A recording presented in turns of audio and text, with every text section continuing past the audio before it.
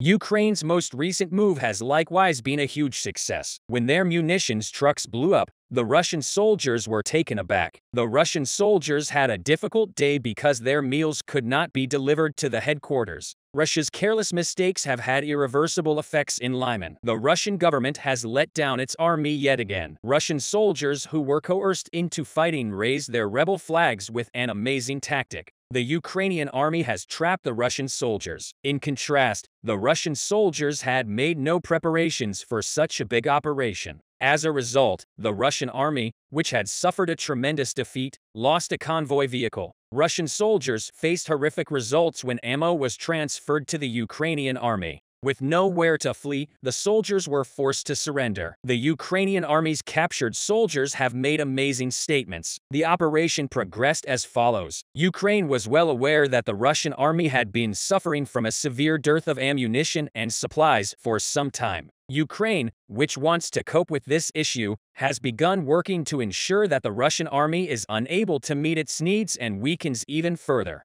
Ukraine dispatched flag officers to the districts in order to learn about all types of vehicles entering and going from the Russian army's headquarters. As a result, the Ukrainian army, which was able to detect the aid trucks, discovered that the vehicles took a specific route from the Russian border to the headquarters. Ukraine was also aware that stopping these trucks would cause a significant pause in the Russian army because the Russian army already had a very restricted supply of ammunition. The majority of the ammunition discovered was from outdated and ineffective guns. As a result, while every truck that arrives is critical for the soldiers, it is also known that in some areas it has become a question of life and death. Russia, which lacks sufficient army manpower, was cutting back on soldier necessities in order to keep the war going. The Russian army, which compensated for the financial shortfalls produced by its irrational policies with soldiers' welfare, was putting its own army in peril. As a result, the delay in subsequent trucks meant that the soldiers could face severe hunger. The soldiers who were being challenged by hunger were becoming weaker by the day and had no strength left to fight.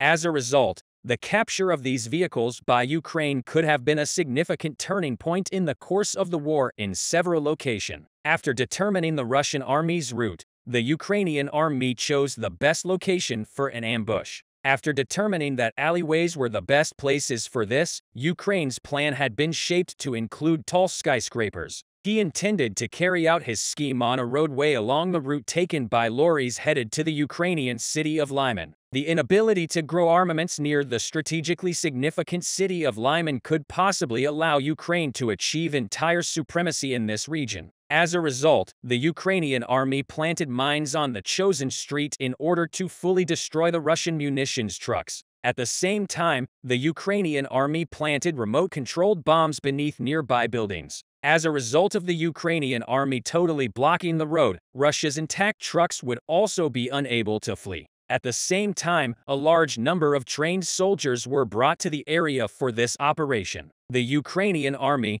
desperate to ensure the plan's success, was willing to go to any length for this operation. The Ukrainian army carried out this critical operation while maintaining the highest level of security. As a result, Russian ammo trucks leaving the Russian border and heading to Lyman found no knowledge about this operation. The Russian forces who were traveling along their customary path had gone without taking any precautions. They had no idea, however, that the Ukrainian army was waiting for them with a well-organized strategy. When the trucks entered the area, the Ukrainian army, which had been tracking them since they crossed the Russian border, initiated the operation. When the munitions truck in front advanced to the mine location, a large explosion occurred. The armored truck nearly blew up, shocking the Russian troops. Although the remaining vehicles attempted to flee, a second shock was delivered by the explosion that occurred behind the convoy. The Russian soldiers had nowhere to flee because the route was totally blocked on both sides of the roadway. Furthermore, the Ukrainian soldiers who appeared were neutralizing the Russian soldiers who emerged from their vehicles and began fire one by one. However, the Russian soldiers had to accept that they could not hurt the Ukrainian soldiers who had spent a long time training for this mission. Following that, the Russian soldiers who did not want to be killed thought that surrendering was the best option. As a result, the soldiers who surrendered to the Ukrainian army ensured that all of the munitions they were carrying was given to the Ukrainian army. The Ukrainian army's main aim in this operation was to eliminate the Russian army's fighting strength. However, this operation, which resulted in Ukraine's victory, not only damaged the Russian force, but also allowed the Ukrainian army to strengthen because all of the ammunition that could not be transferred to the Russian army was now in the possession of the Ukrainian army. The Ukrainian army had attained extraordinary strength as a result of this, having transported all of the weaponry that they had been unable to obtain. One of the most important reasons for this was that the explosives sent were substantially larger in quantity than the regular ones. The Ukrainian troops, astonished by what they saw, understood that their victory was considerably larger than they had anticipated. Although the Ukrainian army's excellent strategy was vital at this time, the Russian army's deception was also at a level that could not be disregarded. The caravan, which had left without taking any reasonable and essential precautions, was approaching an open target.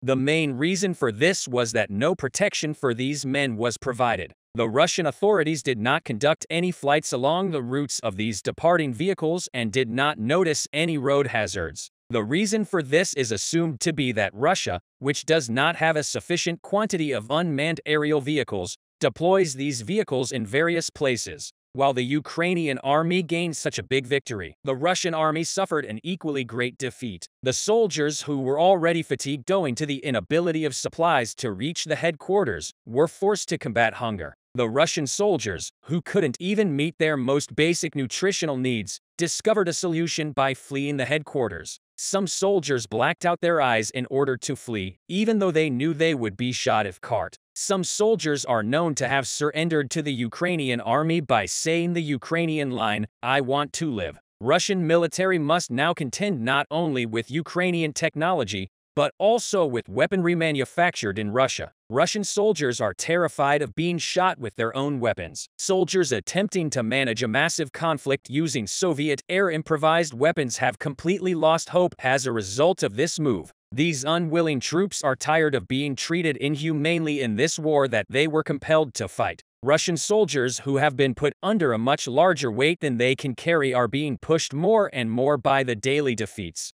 The lack of a response from the Kremlin to all of this has heightened Russian citizens' anxieties. The public are outraged at the lack of response, claiming that the authorities' policies are to blame for the army's massive losses while the entire world continues to call for the end of the war. Russian President Vladimir Putin is believed to be launching fresh initiatives. It is maintained that Putin, who puts his subjects at peril for his own gain, should be removed from power. The information released by British intelligence has shocked the entire world. While Ukraine's recent accomplishments have inflicted a significant blow to Russia, Putin has gone insane with rage. In recent days, there have been significant developments in the Russian-Ukrainian war. At the start of these, it was discovered that significant explosions were carried out in Russia as a result of actions organized by Ukraine in the beginning. The Russian army and the Kremlin were deeply concerned about the situation during the operations it coordinated. The Ukrainian army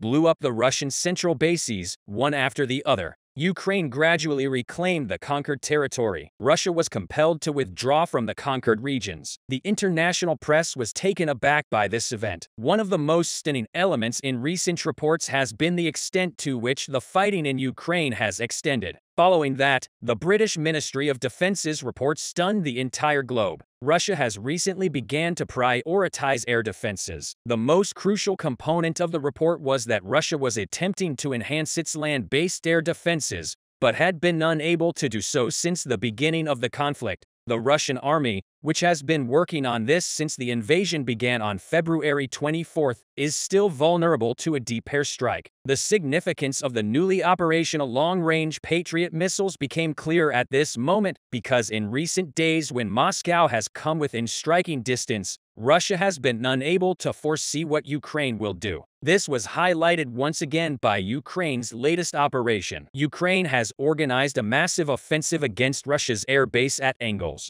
This incident has drastically altered the way airstrikes are used in combat. The significance of this air facility in Russia's Saratov region was considerable. The Russian army used unmanned aerial vehicles to demolish this strategically critical site. Russian planes have been made unable to attack as a result of this operation. In addition, 3 invading Russian soldiers were killed. The Kremlin immediately issued a red alert in response to this incident. Security measures have been strengthened at all Russian air bases. The Russian soldiers were in a state of panic as the planes were being hauled to the hangars. While the Ukrainian army's operations continued at full pace, another operation was carried out using an unmanned aerial vehicle. This action demonstrated once again how Ukraine, which does not have warplanes, has achieved a significant air dominance over Russia. Citizens who live in the vicinity where the operation took place reported hearing a big boom. However, the operation's outcome cannot be predicted with certainty. Although Russian sources claim to have detonated Ukrainian unmanned aerial vehicles,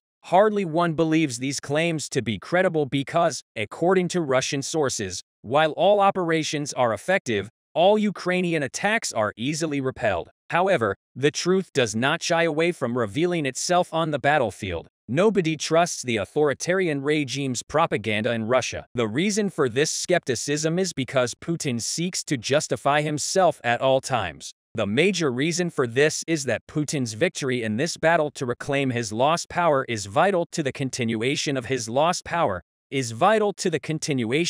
administration. That is why the entire international press is waiting for statements from Ukraine's relevant authorities. This anticipation stems from the fact that the Ukrainian operation occurred immediately following the publication of the British Information Service report. Because this attack demonstrated that the British were correct in many ways, because it is well known that Russia is unable to safeguard its air bases, Ukraine will undoubtedly resume similar operations. Another fire broke out shortly after this one. The source of this information is Saint. He had arrived from a very important port in St. Petersburg. Ukraine allegedly used unmanned naval vehicles to assault an oil ship at this port, striking Russia almost in the heart.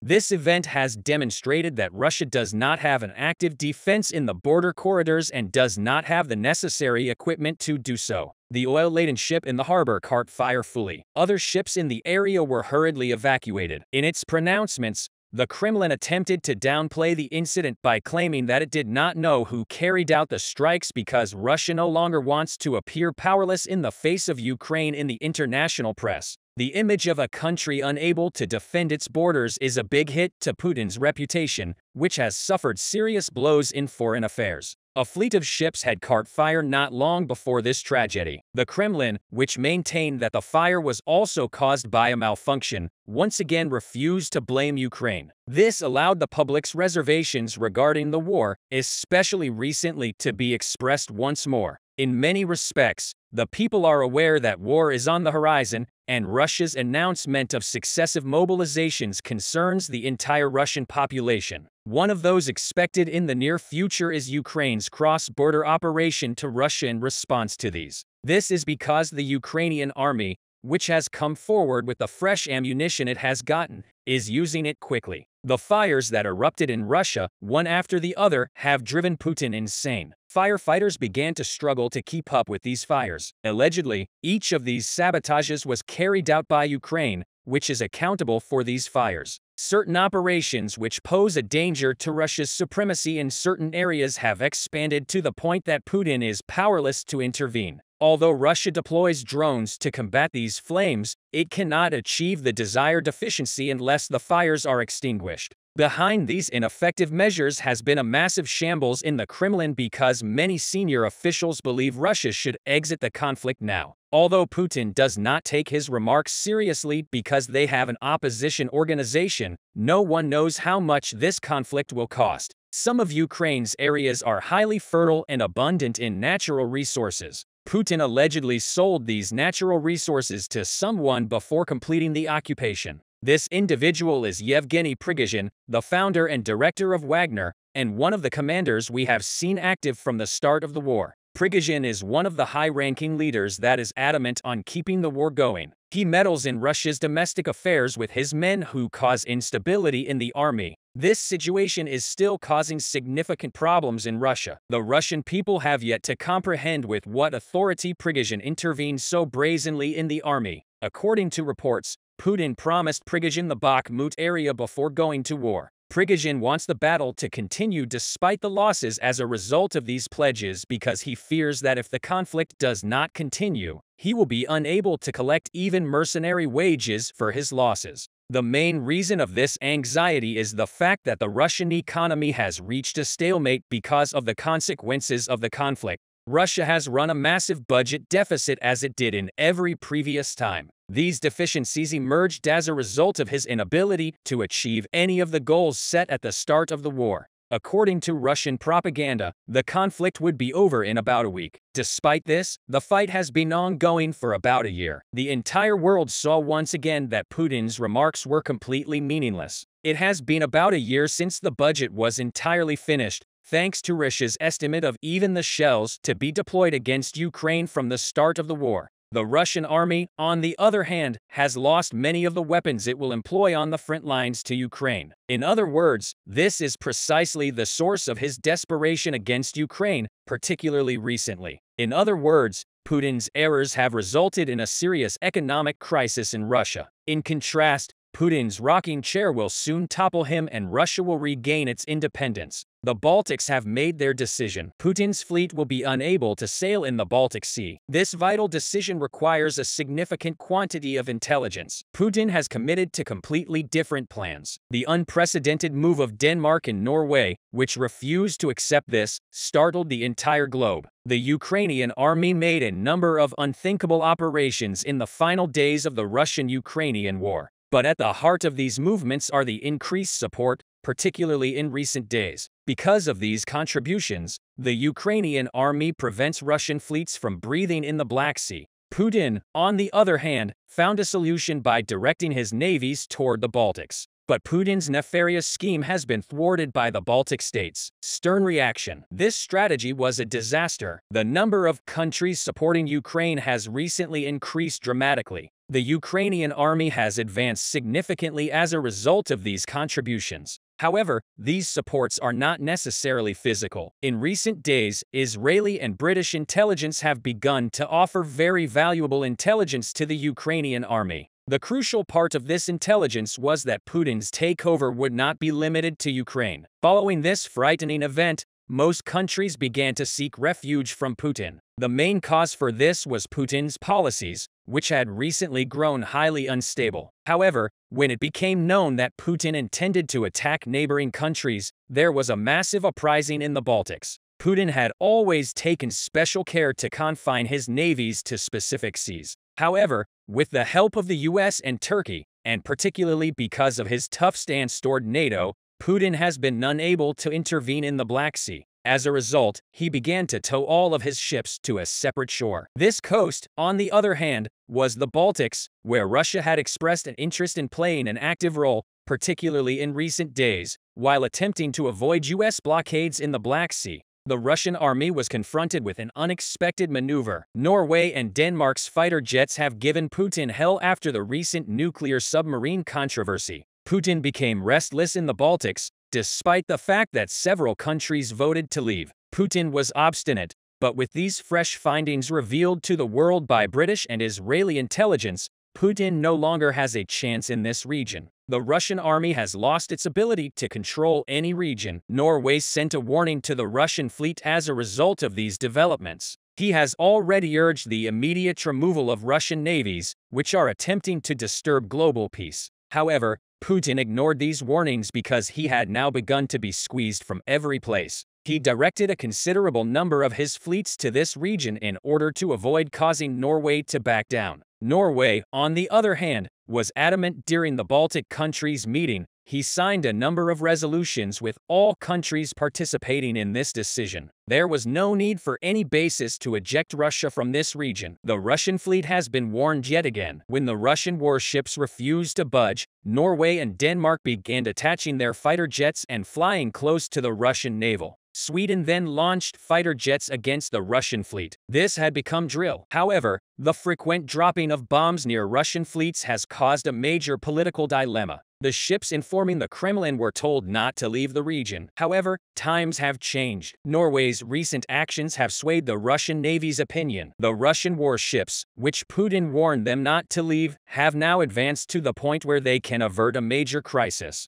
Instead of stopping here to appease Putin's ego, the two captains took action to get their ships out of this area. Although the other ships wished to stay, Putin was at a loss for words when the Ukrainian army began to press towards the Bakhmut front from the lower side. He was unable to handle a battle with a new country since he was aware that he was about to lose the war with the Ukrainian army. As a result, he decided to withdraw the navies. This conversation was thwarted by signal jammers in the region. Norway then seized the initiative and began dropping bombs on Russian ships. That was the breaking point. The Russian captains began preparations to leave this area. The Russian Navy's departure has now prevented a major crisis from happening. When Norway placed the signal jammers in the passive position, the Russian captains, who discovered that this was also the Kremlin's instruction, let out a depot. Following that, Putin took action by issuing stern threats. The Russian military revealed that it had left one nuclear submarine in the Baltic Sea.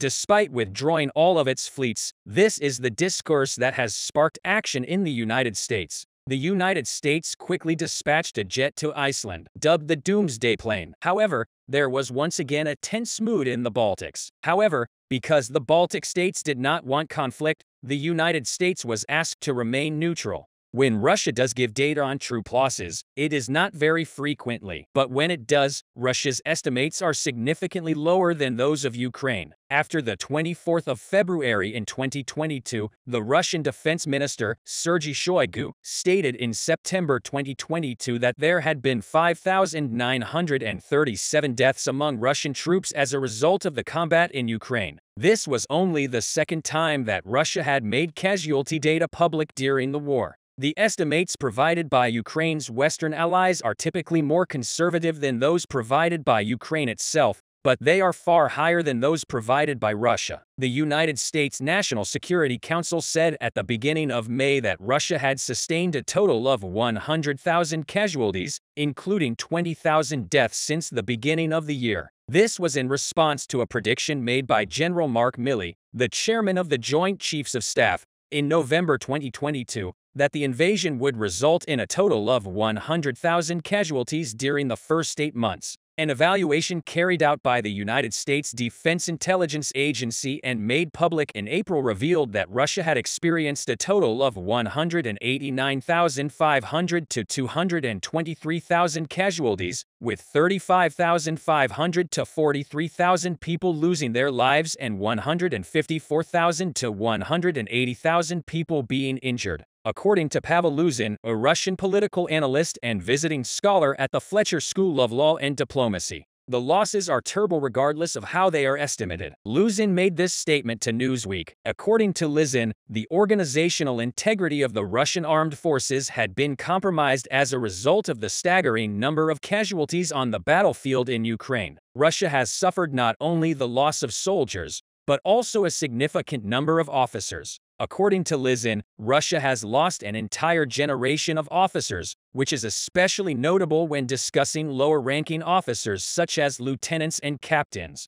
Already, many of the most professional units have been destroyed, and the majority of these units were destroyed in the first half year of the conflict. In September 2022, the Russian service of the BBC revealed, citing data that was freely available to the public, that Russia had lost more than 900 Special Forces personnel, paratroopers, Marines, and pilots in the course of Putin's full-scale invasion of Ukraine. This took place over the course of more than 6 months. This number comprised 144 members of elite parachute groups, 151 soldiers from Russia's military intelligence, 337 Marines, and 245 personnel from the National Guard's Special Forces and Riot Police, 20 members of the Federal Security Service, FSB, and the Federal Guard Service, FSA, in addition to at least 67 combat pilots were involved in the incident, according to Luzin. Inadequate leadership within the Kremlin is partially to blame for the death toll. He pointed out that Russian military officials only played a minimal role throughout the planning stages of the war.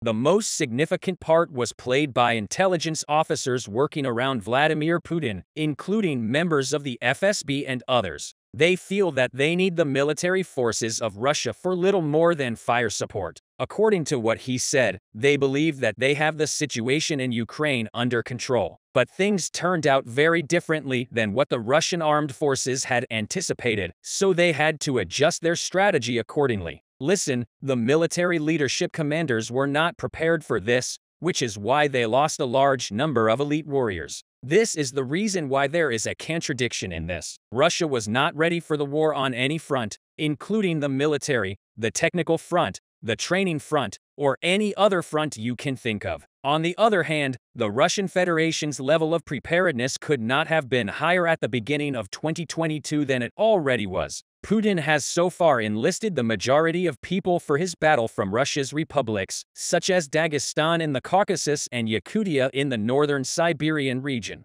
According to the assessments of military specialists from the Conflict Intelligence Team, there is variation close to the border with Mongolia and in the territory of Krasnoyarsk. According to Sitmark Voyager, who is also a professor at the American University of Kiev and a non-resident senior scholar at the Center for European Policy Analysis, SIPA told Newsweek that it is likely that the majority of Russian losses came from these districts, with the exception of the elite soldiers that were initially pushed into the meat grinder. According to Voyager, a former special advisor for Russian and Eurasian matters to Lieutenant General Ben Hodges when he was commander of the U.S. Army Europe, the majority of the cannon fodder has come from PO or non-Russian ethnic areas. Hodges was in command of the U.S. Army in Europe at the time. Vladimir Buty, who works for the Friedberry Asia Foundation, a pro-democracy organization located in the United States, was quoted in a previous issue of Newsweek as saying that Russia's apparent targeting of ethnic minorities throughout the battle would backfire on Putin's efforts to win the war. You have revealed that many people in these locations were issued summonses shortly after Putin declared a partial mobilization in September 2022, despite the fact that they did not match the criteria set forth by Russian defense officials, such as having the appropriate expertise. This was done despite the fact that the partial mobilization was announced by Putin. In addition, SEPA's Voyager pointed to a month-long recruitment procedure carried out by Yevgeny Prigozhin, the head of the Wagner Group. The Wagner Group is a paramilitary organization that is heavily active in fighting in Bakhmut alongside conventional soldiers. They recruit inmates and other undesirables for the battle. Prigozhin was recruiting in Russian prison colonies, giving male inmates a chance at commuting their sentences and financial incentives in exchange for performing military service in Ukraine for a period of 6 months. A former Russian prisoner who was hired by the Wagner organization and was 48 years old said in an interview with the Wall Street Journal that he received only 3 weeks of training and that he wasn't expected to live through his first assignment. In the meantime, a number of reports indicated that men who were not qualified for military duty were being drafted. In October 2022, a government official from Moscow who had no previous experience in warfare but had been conscripted into the military as part of Putin's mobilization proclamation was slain in Ukraine. There were Russian conscripts who passed away before they ever made it to the battlefield, and others who passed away in Ukraine not long after they arrived there in October 2022. The spokesperson for the Kremlin, Dmitry Peskov, admitted that Russia did not have enough equipment for its soldiers to use in the conflict. Alexander Stupin, spokesperson for the General Staff of the Armed Forces of Ukraine, said in the same month that Putin's troops were having trouble obtaining weapons and armor while simultaneously announcing the formation of a council founded by Putin to handle those problems. The council was created to resolve those concerns. Just a few weeks earlier, it became clear that Russia had already started depleting its stockpiles of Soviet-era equipment, including T-62 tanks, multiple rocket launchers, and 2 S-7 Pion self-propelled guns. This information came to light just weeks earlier, and armored personnel carriers designed for the ALB. More recently, Prigozhin has been launching intense verbal attacks against Shoigu and Chief of the General Staff, Valery Gerasimov, over an apparent lack of ammunition for his men in the battle for Bakhmut. Prigozhin is upset that his fighters are not receiving enough ammunition to win the battle for Bakhmut. Mikhail Vinogradov, founder and president of the St. Petersburg Politics Foundation, stated that it was likely due to the fact that the Russian armed forces weren't prepared for such a prolonged and wide-scale fight that Russia lacked materiel during the war. Voyager told Newsweek that he expects Putin to continue to undertake offensives despite rising losses inside the Russian force. However, at this moment, Putin lacks the troop numbers necessary to crush Ukraine. Ukraine, much like Russia, generally avoids reporting casualty data for its own forces, and this practice is widespread. Nevertheless, estimates from Western intelligence agencies indicate that they are significant. According to a study by the United States Defense Intelligence Agency that was made public in April, it was predicted that Ukraine would have experienced 124,500 to 131,000 casualties as of November 2022. This included 15,500 to 17,500 deaths and 109,000 to 113,500 injuries. According to General Milley, at that time in the conflict, the number of dead on both sides had already surpassed 100,000, not including the up to 40,000 civilians who had been killed. On Wednesday, Ukraine refuted allegations that a Russian hypersonic missile had destroyed a Patriot missile defense system manufactured in the United States during a raid on Kiev. The allegation was made by the Russian Ministry of Defense on Tuesday following an air assault that took place overnight on the capital of Ukraine. Later on, officials from the United States of America stated that a Patriot system had most likely sustained some form of damage but did not appear to have been destroyed. The Ukrainian Air Force spokespersons, Yuri and Nat, informed Ukrainian television that there is no need for anyone to be concerned about what will happen to the Patriot. He dismissed the idea that a Russian Kinzhal missile might bring down a Patriot defense system by bringing down the system and destroying it with some form of Kinzhal. It is not even conceivable, according to what he had mentioned, anything that was said there may be saved in their propaganda archive. Following Moscow's invasion from the previous year, the West has provided Ukraine with a variety of powerful air defense systems, including the Patriot system, in an effort to assist Ukraine in fending off Russian bombings. It is widely regarded as one of the most sophisticated air defense systems in the United States, including those used against airplanes, launchers, radar, and several other support vehicles are often included in a cruise missile or ballistic missile system in addition to the missiles themselves. The Kinzhal missile has been held up as evidence that Russia possesses military technology that is superior to that of other countries by Russian President Vladimir Putin. Russia has refuted Ukraine's claims that it was successful in shooting down 6 Kinzhal missiles on Tuesday. It was unclear which Western weapon Ukraine employed, and the Pentagon did not provide a quick comment on the matter. Between Simferopol and Moscow, rail movement has been halted for the time being. On Thursday, the Russian-installed leader of the region announced that the city of Sebastopol and the capital of the Crimean Peninsula had been damaged when a freight train carrying grain derailed. According to a statement released by Crimean Railways, the incident was the result of meddling by outside parties. Sergei Aksyonov said in a statement that although grain carts were derailed earlier in the incident, no one was hurt in the incident. The message was released on Telegram, the Bassa Telegram channel, which is known to have connections to Russian intelligence agencies, had reported an explosion on a railway line in the region, which Russia had occupied since 2014 when it seized the territory. On Wednesday, Russia reaffirmed its commitment to the Black Sea grain deal, an agreement mediated by Turkey that makes it easier for Russia and Ukraine to export agricultural products. On Monday, Ukrainian soldiers who had been training for a counter-offensive against Russian forces said they felt ready to start the assault, which they hope will put an end to the conflict.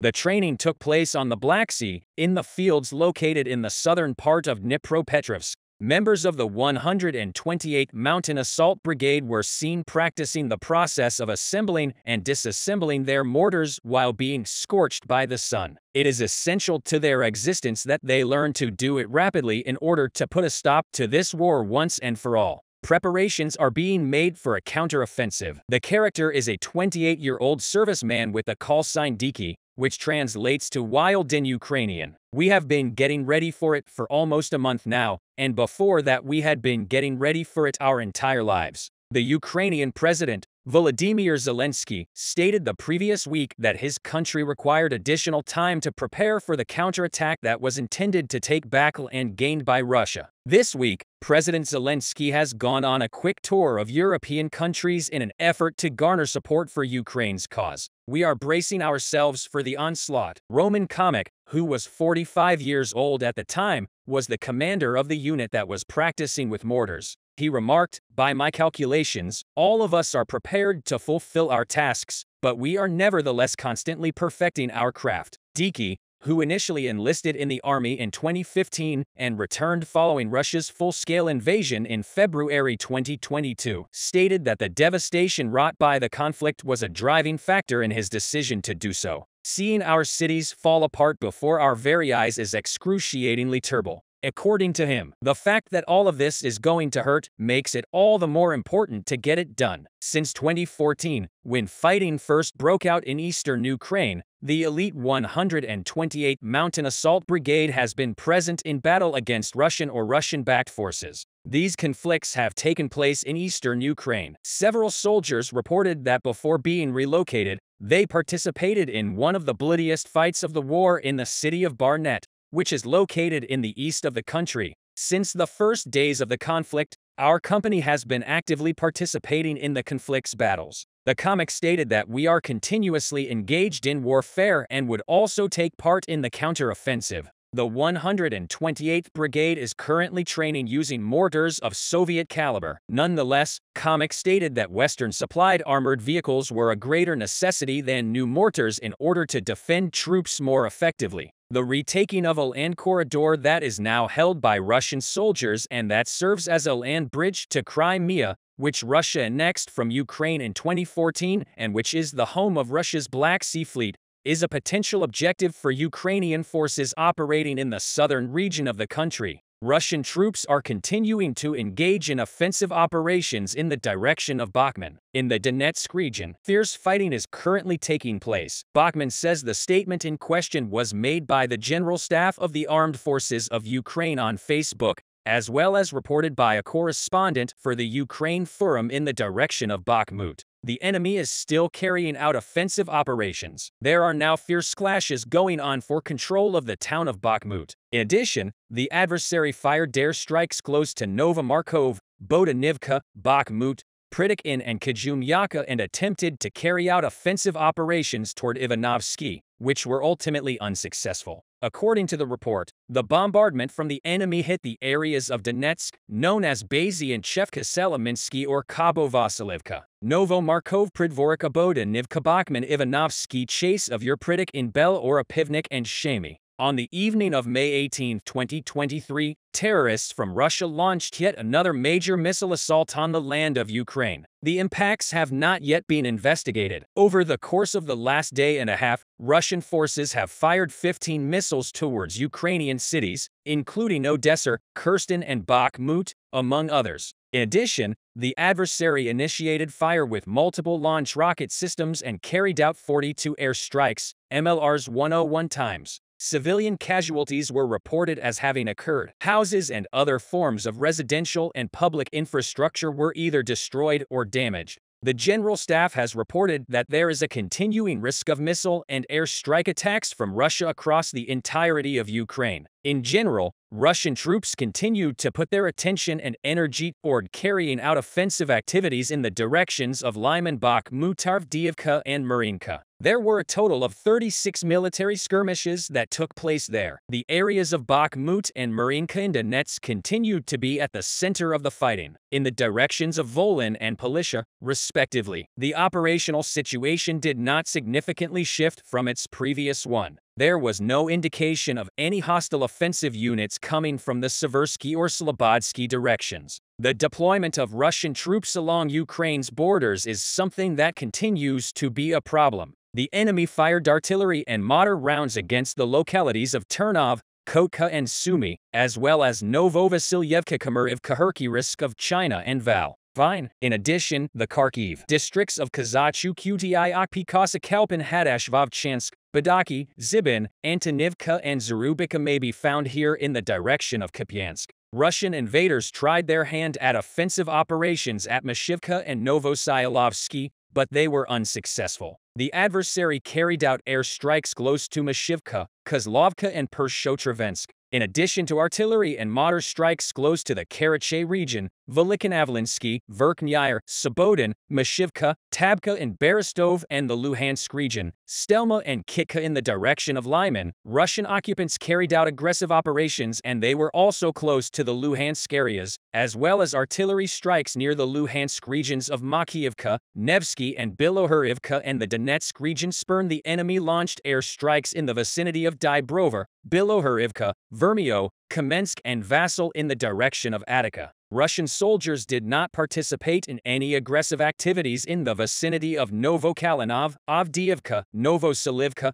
Persia and Pervomaisk. The adversary conducted airstrikes and bombarded the Donetsk regions of Avdiivka, Pervomaisky, Kurlovka and Nevelski. The Russian invaders launched an airstrike on Krasnohorivka and bombarded the Donetsk region of Marinka from the direction of Marinka in the direction of Marinka. The Ukrainian armed forces successfully withstood a number of attacks by the enemy near Marinka. Russian troops did not engage in any aggressive actions in the areas of Peskovatka and Novomykolaivka, which are located in the direction of Chaktas. The adversary carried out an airstrike close to Volocka, Novosilka and bombarded Volodar, Prekostenka and Novukrainka in the directions of Zaporizhia and Kherson. The Russian occupiers are still maintaining their defenses. The location of Novopalatsk in the Donetsk area and Malatek Maka in the Zaporizhia region were both hit by airstrikes from the adversary. Over 20 towns came under enemy fire. Included in this are the municipalities of Ramishka, Novosilka, Selin, Pol and Nova. In Donetsk, the Zaporizhia areas are Heliopol, Zaleznik, Mala, Tamakar, Sherbaki, Stepov and Kamyansky.